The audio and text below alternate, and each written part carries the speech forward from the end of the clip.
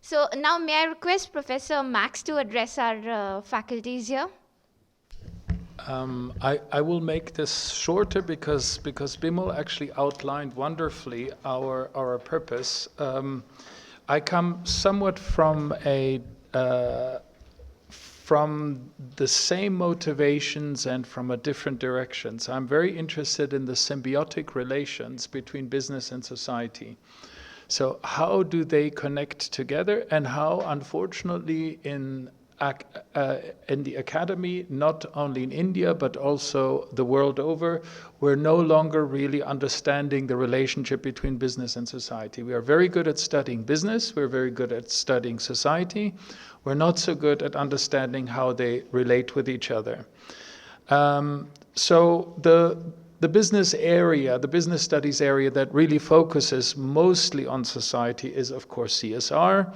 I'm now referring not to the Indian CSR, so not the Companies Act, but more the global discourse on corporate governance, corporate citizenship. There was, for a very short time, we also had corporate responsiveness.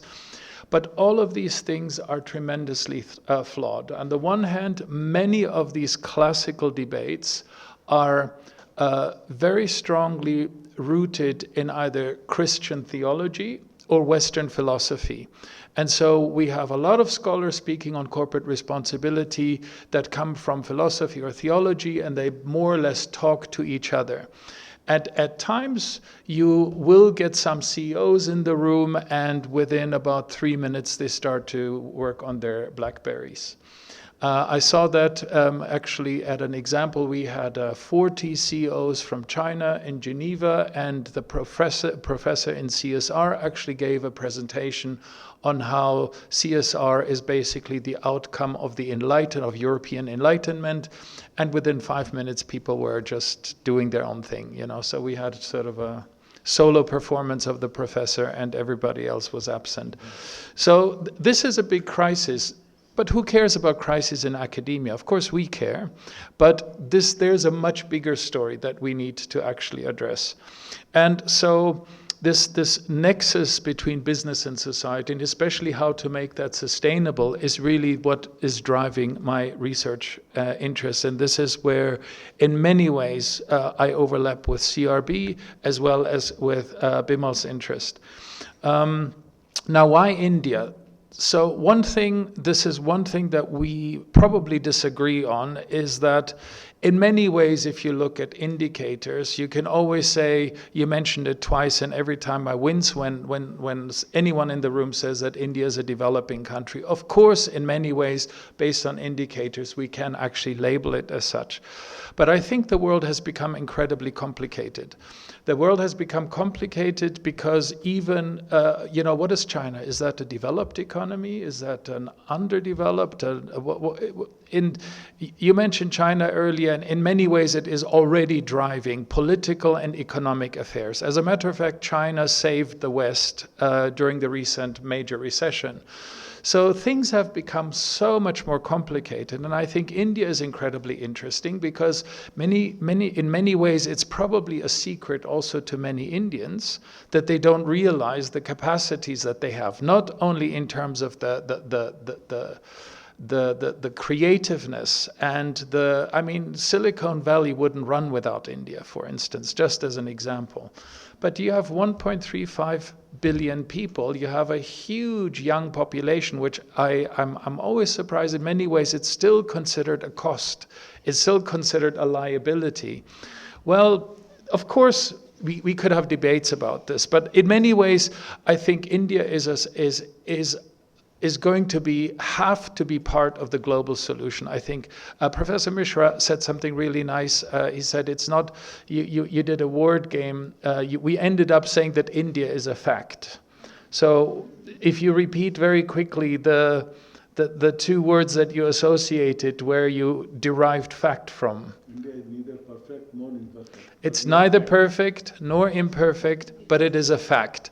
And I would argue it's actually a bigger fact than many other countries who are currently disproportionately driving the norms that many countries have to submit to. And if we take sustainability, for instance, without India, there's not going to be any global sustainability. If we do not take business into account, there's not going to be any sustainability. This is just going to be a little exercise that in Scandinavian universities, we draw beautiful models and we come up with beautiful United Nations resolutions, and everybody's going to sign, and a few years later, we're going to say, well, we're not really catching up with what we promised. So why India? Because we have to look at other business society solutions, and they have to be sustainable. So sustainable is not the Western model of sustainability. What is the Western model of sustainability? It is high tech, high access to technology, large access to money, to tremendous amounts of money, and a complete embracing of a population or politics. So if the population or the political establishment is not embracing something, if there are not untold amounts of money that are made available, and if there's not technology that is not developed, then we can forget that idea. These are three ifs that I think are very doubtful. There's one other big if in the room that is not so much talked about, and that is that the wealthy countries are going to develop the technologies, and then we're either going to give it to you or we're going to sell it to you. And of course, you're going to embrace it and you're going to apply it, and then everything's fine. We can forget that world. That world is no longer here. So in many ways, India is an incredibly interesting place because of the creativity. Somebody mentioned earlier a wonderful, what was the Mexican researcher the Mexican research? Frugal innovation is a beautiful keyword, what I would like to say here, because how can you, for instance, create projects or program that are working, that do not rely on endless NGO funding or philanthropy, that may make social contributions, whether it's employment creation or community development, and that may actually be also not so destructive to the environment.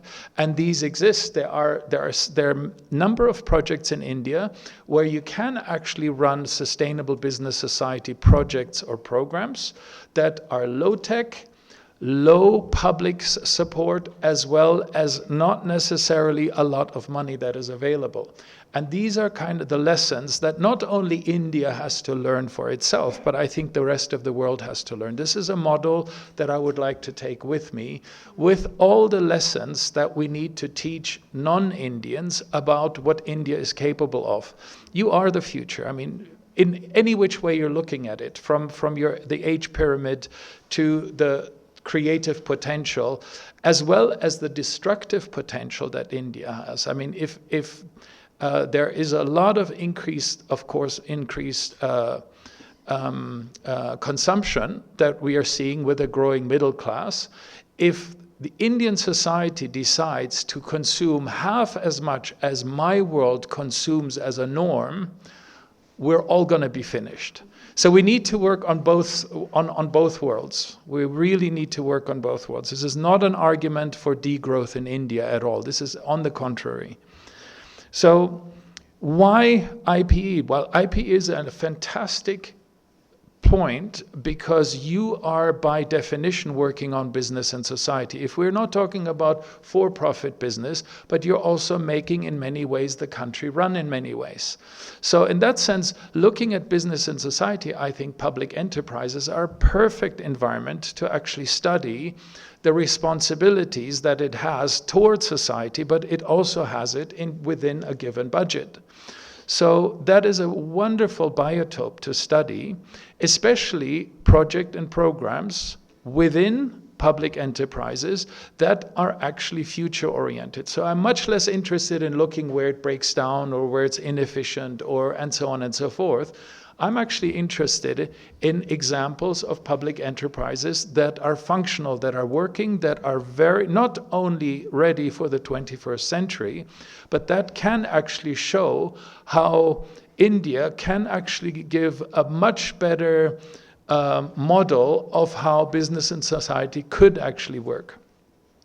So I'm not arguing that everything should be a public enterprise. I'm saying that it is much more modern than maybe many scholars in my universities would argue. Last thing I want to say is, Bimal said earlier that I don't like to start with definitions, and I totally agree. And I say that as a scholar, not as somebody who is pushing an applied approach.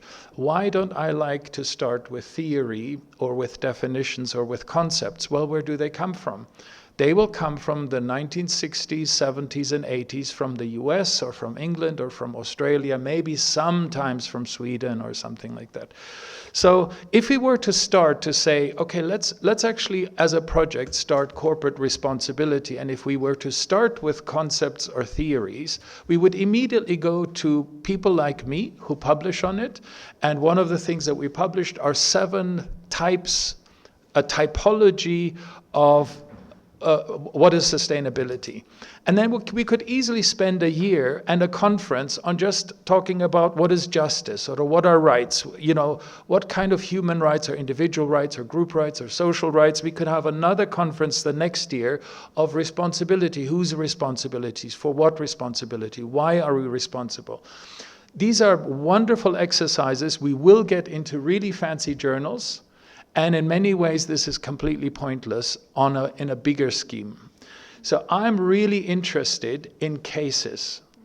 I'm really interested in cases, not only for these cases to illustrate these cases, and this actually connects with progress, and this is also hopefully connects with the relationship that we can form in us three, is to maybe look at 2 or 3 cases. We had a discussion, maybe railways in India, maybe what was the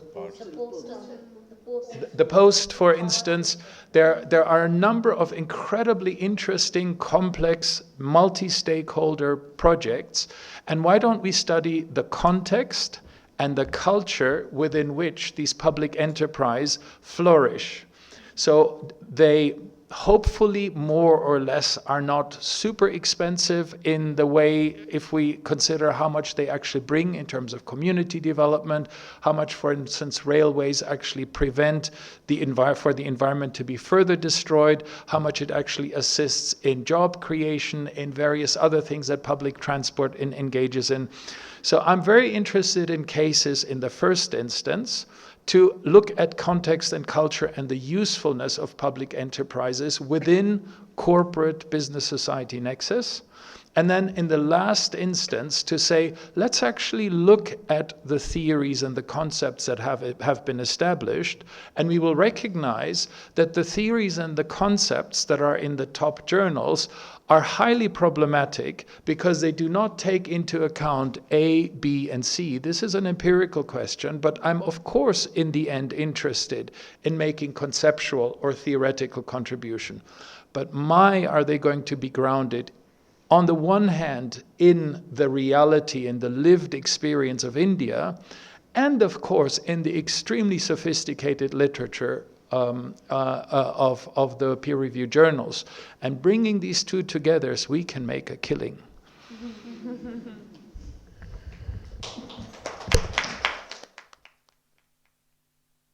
Thank you, Professor Max, because what you shared is what we have to initiate with, and your expectations from IP.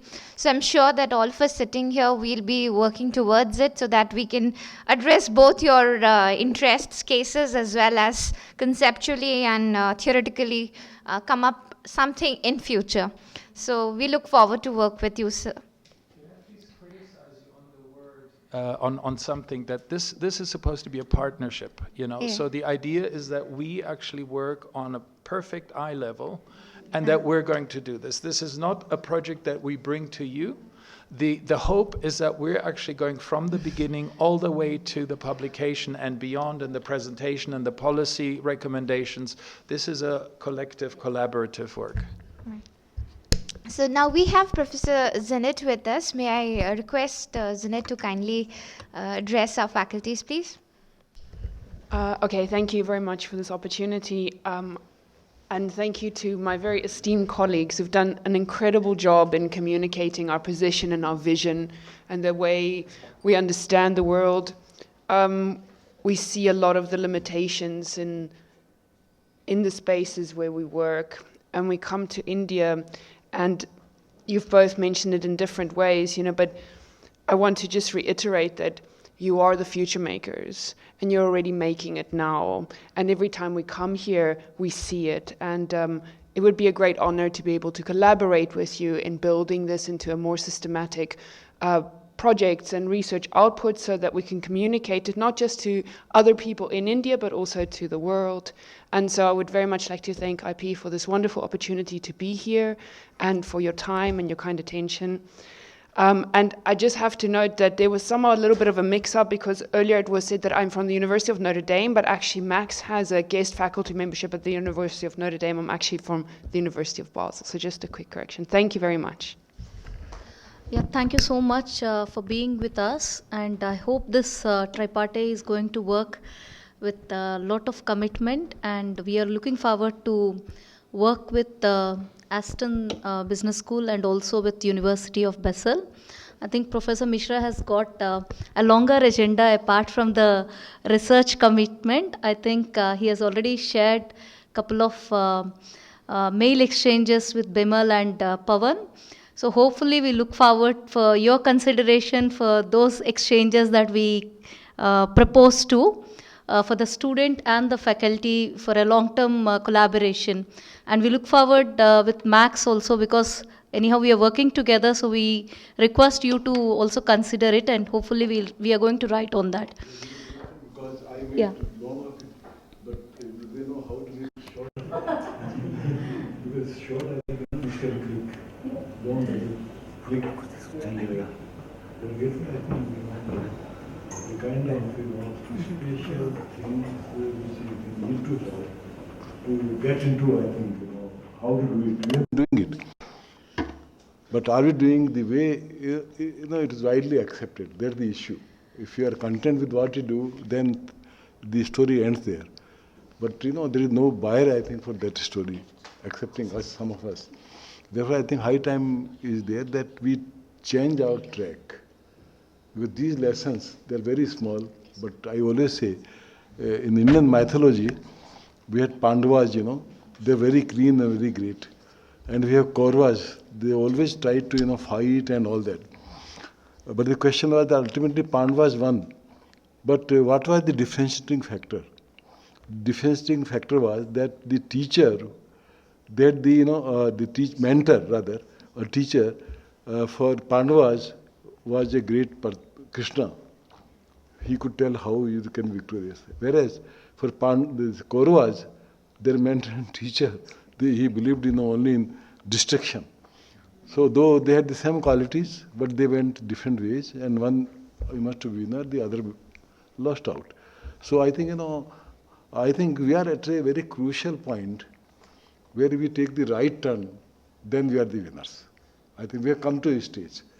And if you don't take the right turn, then you can understand destruction in another sense of term, that you are not counted. And if you want to be counted, then high time has come. Many of you, I think, we are in that age group, and some of us can always be, behind you. That we do, and in that I am very, very grateful. I think, I must tell, I think Bimal Arora Sahab, he is very good in, I think, Michael Porter, when he talks of his strengths. I think he has known the strength and showed the way where we can work also. Because yes, you can go to different directions, but not at one point of time. So at this point of time, because we are, we have, our lineage, and somehow we have come to be known like that, and you have a name like that, and you have a history like that. Given that, I think we have different streams, but when you talk of sector, I think he was very clear, and that was very good. In fact, I was unfortunate I attended. I think that's where we have to diversify, because we are doing CSR, but we are only going on macro aspects. But it's no more macro, I think. Micro then come to macro. Okay, whatever path we adopted, that's okay, but it has again not clicked. So unless we go and do some, some field level studies, which we have done, but I think on the bigger this canvas, we can't succeed. Now, given that, I think public enterprise can be the core of it. But within that core, I think there are different kind of problems. And I think one thing which came out was survey, and the thing is, I think case studies, some topics have come on that. So I think we must explore, I think, and we'll further work on that, and we'll keep all of you in touch with that. So can you make, yeah? Okay. Thank you, Dr. Mishra. I request our Dean to hand over a memento to Bimal.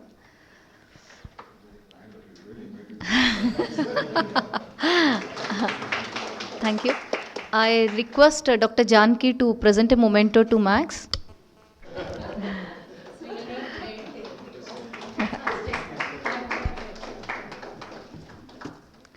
Can I request Dr. Lakshmi to present a memento to Zinette? Thank you, Lakshmi. So as we come down to the end of this talk between this tripartite collaboration that we are establishing, we are really hopeful to have a great collaboration, and we look forward to working to the bestest output possible between the three bodies. Thank you.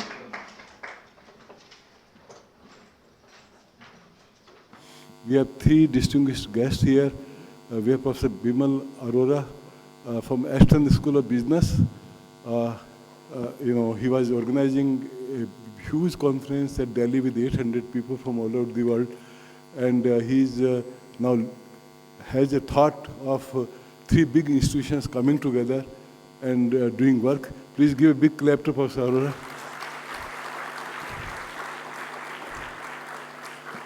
We have Prof Bergman from the University of Basel, Switzerland. He's also an authority on corporate social responsibility, corporate business responsibility. Please give a big clap to him. And we have Ms. Zinette here, who does a lot of work on social sciences. She's a part of research in that area. Give a big clap to her.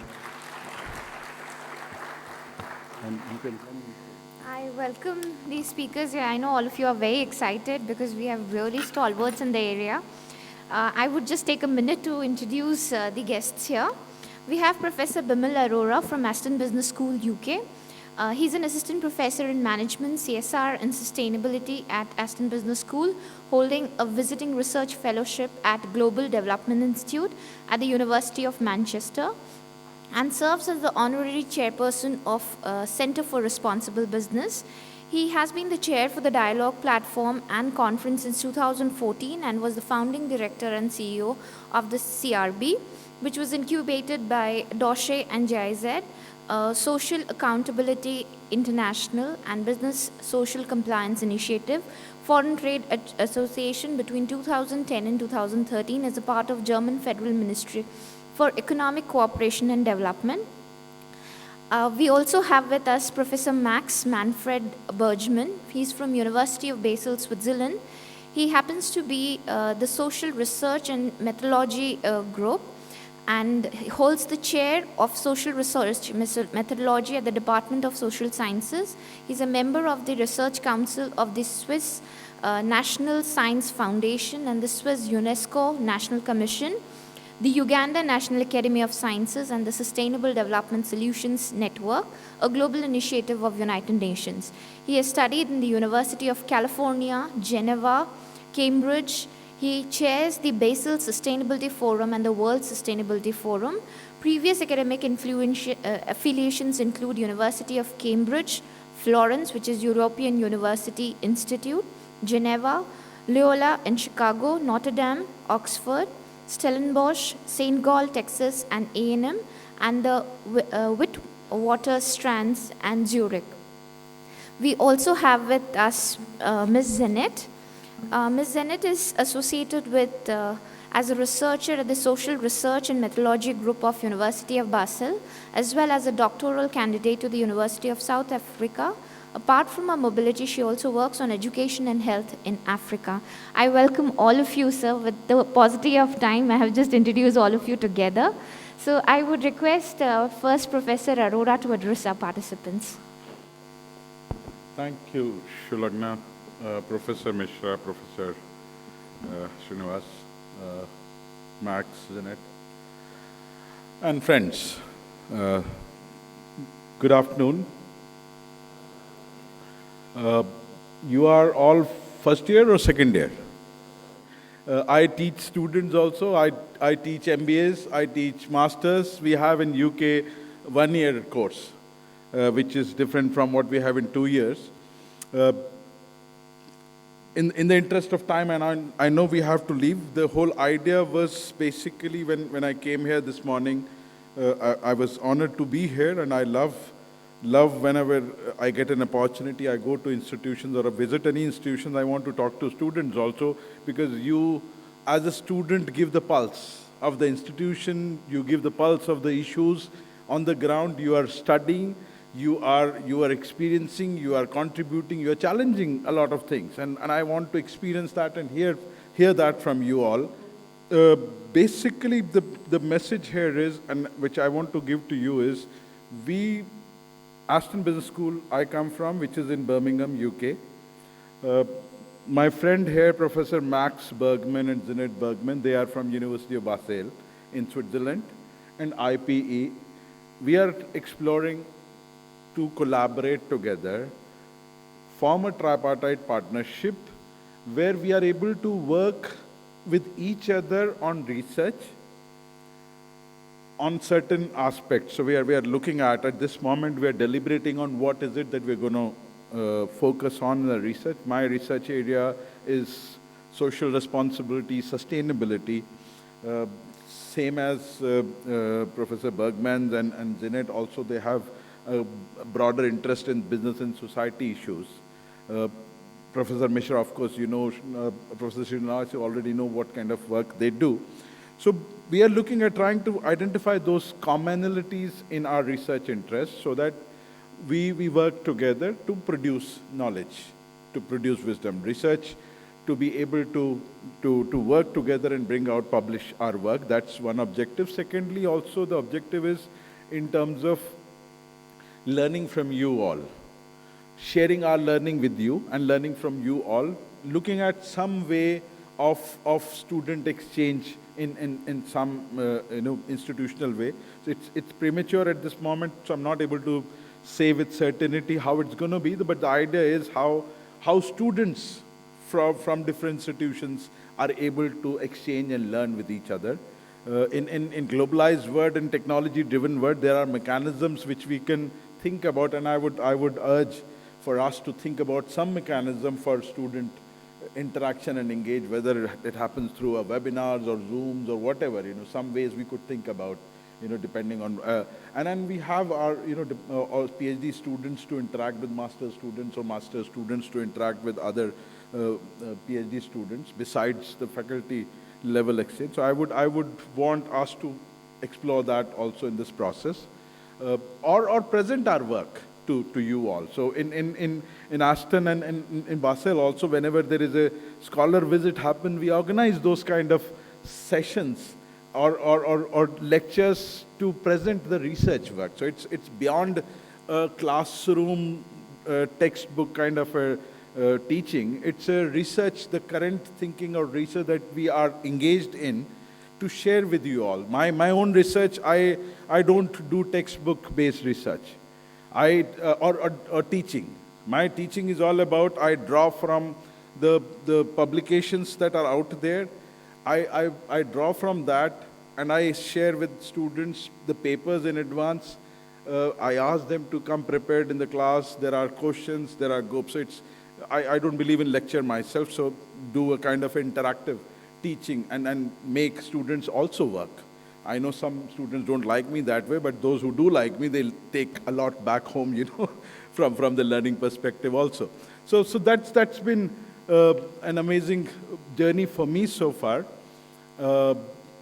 We are hoping that we are developing this relationship and partnership, and we will be able to come back more here and interact with you in different ways, in different forms. Besides this, I think we are looking at research, we are looking at faculty exchange, we are looking at some form of student learning and teaching exchange in some ways. So that's all I would say at this moment. I know Professor Max Bergman also would want to share some thoughts with this. Thank you so much. Thank you, sir, for sharing your interests and how our students are going to benefit. But I have a request to Professor Max because he hails from the research and methodology group. So, we have students, those who do work in summer internship projects and different other smaller researches. So, I would request you to share some tips for them in terms of how they can actually have that research bend, a little bit of your thoughts on that to encourage them maybe, sir. I was about to improvise because I didn't expect to speak to you on what our research on business-society relations is and why India and what could India teach the rest of the world. But now I was asked to improvise on methods, which is fine. Now, so if I understand correctly, most of you have to do a research project, is that it? An empirical research who are the qualies in the room? Qualitative? No qualies? You're only quanties. Everybody does econometrics. No, nobody's lifting their room. I don't think they want to hear about methods. Okay. No, you have to do a bit of audience participation. Who is going to, or who is strong in quantitative research, which is basically statistics, econometrics, and so on and so forth, or who wants to get into this? You have to either raise your hand now or the second one, because apparently this program does not allow you to opt out. Okay, so there's sort of a third. Okay, who is more the case study type, the participant observation, the interview kind of person? Okay. All right, the majority. So very similar to my university. Who is crazy enough to want to do both in a mixed method design? All right, you guys are in trouble. All right, okay. So this basically starts my tips. When we were undergraduates, from the beginning of our studies, we actually learn any good program teaches you to criticize the literature. So by the time you finish a BA program, you can drill holes in every single article that you read or any chapter you read. You know that if somebody does it too empirical, then you say, well, what about the theory? If somebody does theory, then you say, well, what about the empirical part? If somebody does both, you can say, well, what about culture or history or gender or whatever? So you become professionals in criticizing. Now, here's the hook, here's the danger. At some point, you're asked to do research yourself. And then you are going to try to fix all the people that you've read about before. You're actually going to do it better. And so what many of you are going to aspire to is going to do not only quali, not only quanti, but you're going to do both. You're not just going to look at one theory, but you're going to combine or do multiple theories. You're not just going to do it in one site, you're actually going to do multiple sites. And you're not just going to do it in one discipline, you're also going to do it trans or multi or cross-disciplinary research. So you're basically putting everything into your basket by saying, now I'm going to fix the field, and not only my field, but also I'm going to fix the other fields.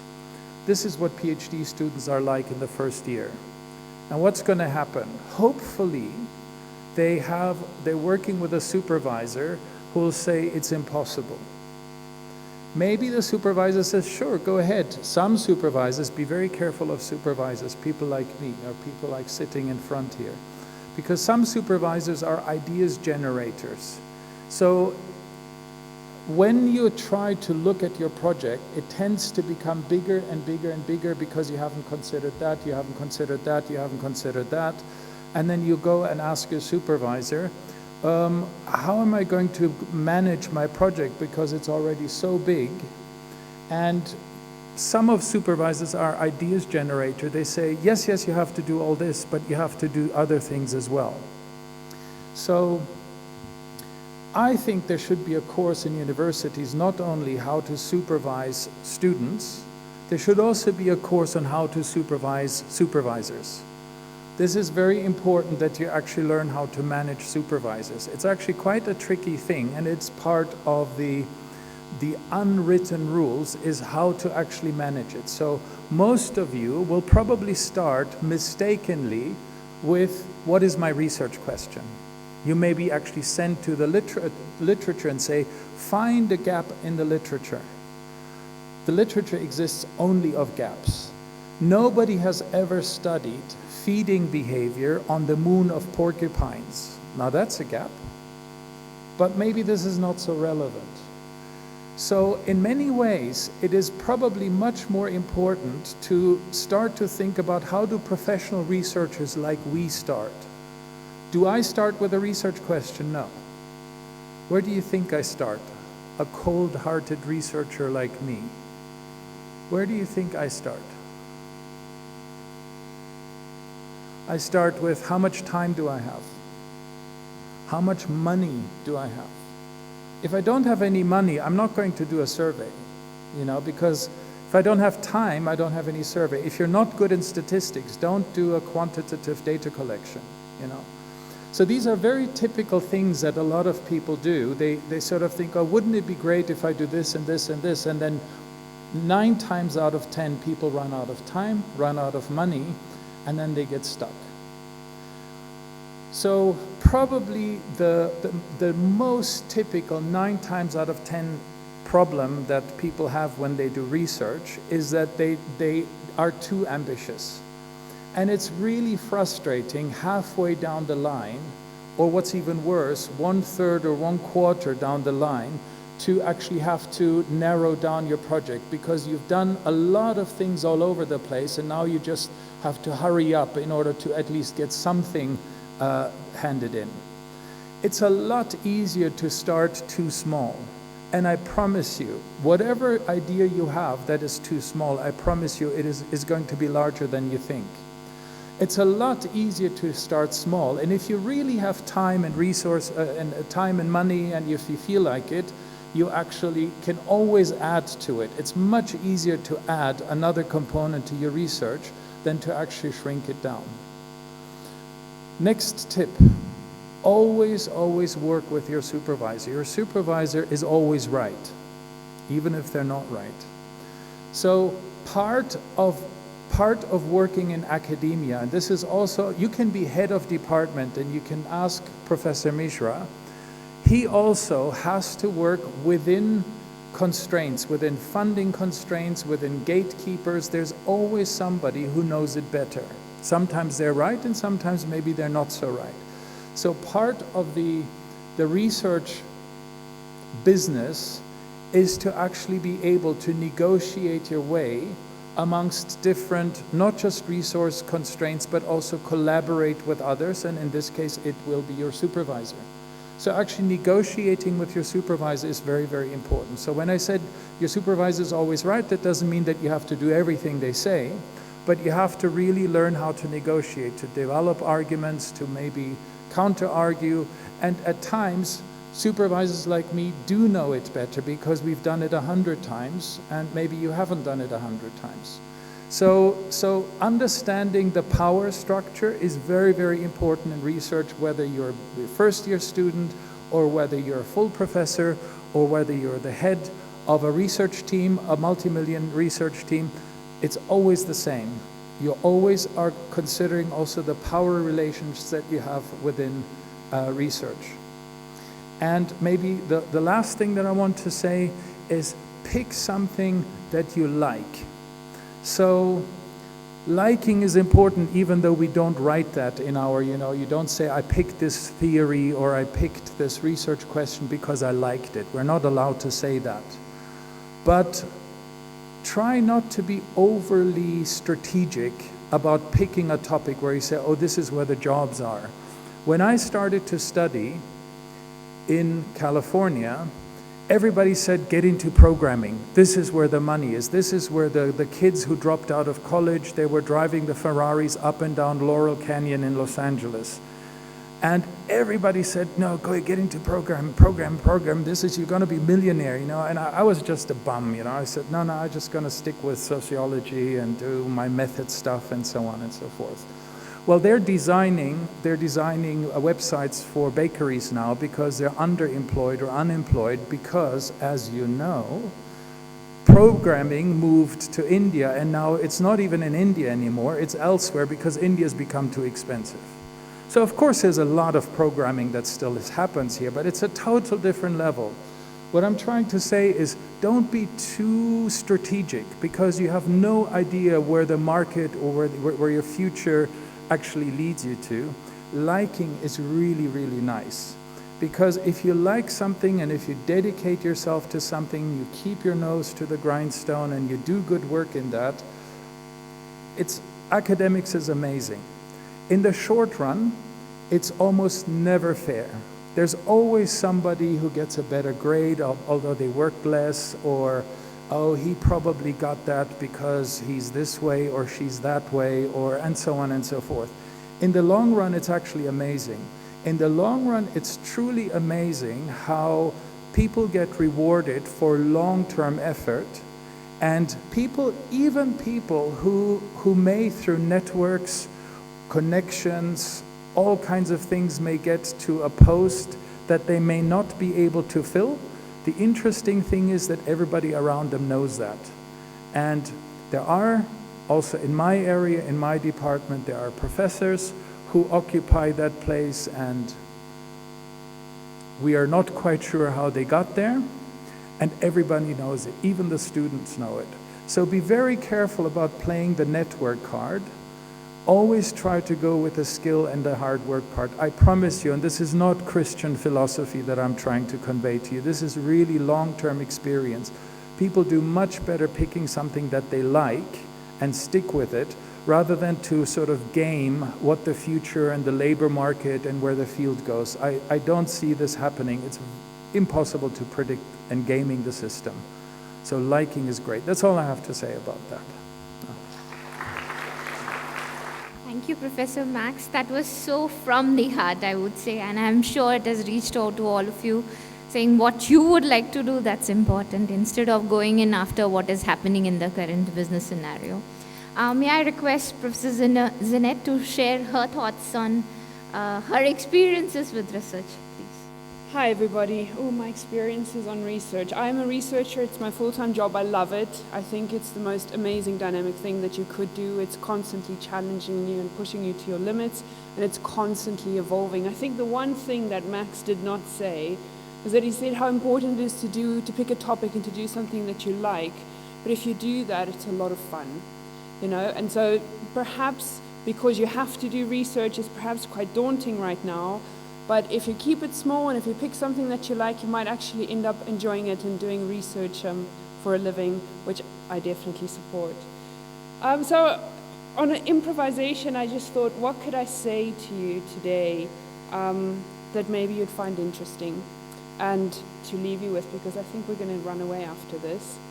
And so I'm going to use something that Max likes to say. Max likes to say that there are 4 game changers in the world right now. It's politics, it's business, it's technology, and it's religion. Now, I don't have to tell you that that is very much India. India is a future game changer.